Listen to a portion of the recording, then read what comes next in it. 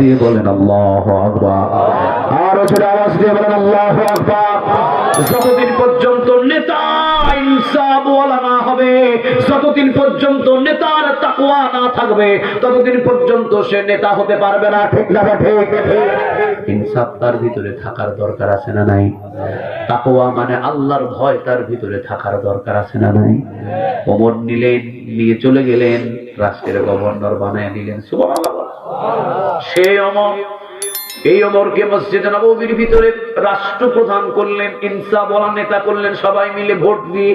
তখন ভোট ছিল না, মুখের জবানটাই ভোট। সুবহানাল্লাহ বলে। ইনসাফওয়ালা নেতা বানালেন। এখন ইনসাফওয়ালা নেতা হওয়ার পরে ওমর কি করলেন? অসংখ্য ঘটনা, একটা ঘটনা শুনেন শুধু।